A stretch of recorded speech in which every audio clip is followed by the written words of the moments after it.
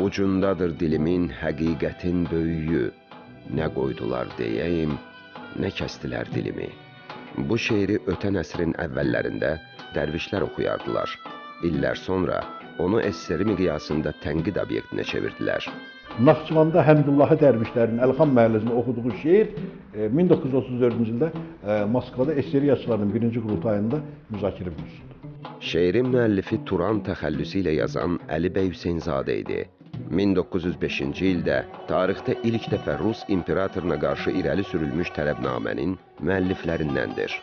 İntriqalara rəğmən Bakıda gündəlik Həyat qəzetinin nəşrinə icazə alandan sonra Əli bəy Hüseynzadə ilk dəfə milli kimlik məsələsini qaldırmışdı.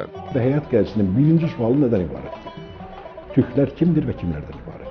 1905-ci ildə Bakıda Stalinlə, 1915-ci ildə Turan heyətinin tərkibində Şərqi Avropa ölkələrinin prezidentləri, baş nazirləri və məclis sədrləri ilə, 1916-cı ildə Zürixdə Leninlə görüşüb, Rusiyada yaşayan müsəlmanların gələcəyini müzakirə etmişdi.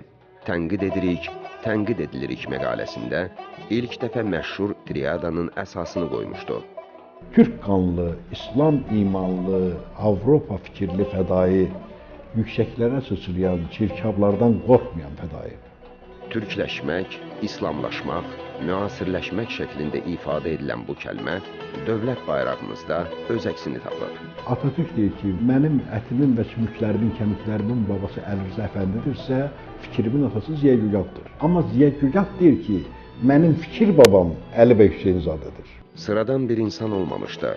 Peşəkar dövlət xadimi, filosof, ədəbiyyatçı və rəssam idi. Bu Höteni Türkiyədə ilk dəfə tərcümə edən bir adamdır. Bu Azərbaycan dəstgah baykarlığının əsasını qoyan bir adamdır. Bu Türkiyədə ilk tibb ensiklopediyasının müəllifidir. Bu müqayisəli ədəbiyyatın, ədəbiyyatşünaslığın banisidir.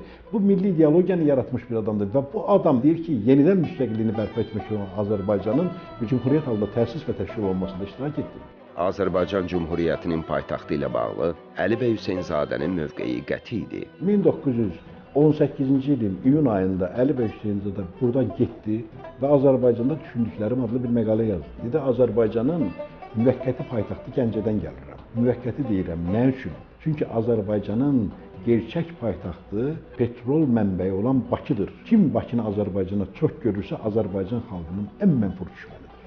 1926-cı il Stalin Atatürk qarşıdurması pik həddindədir.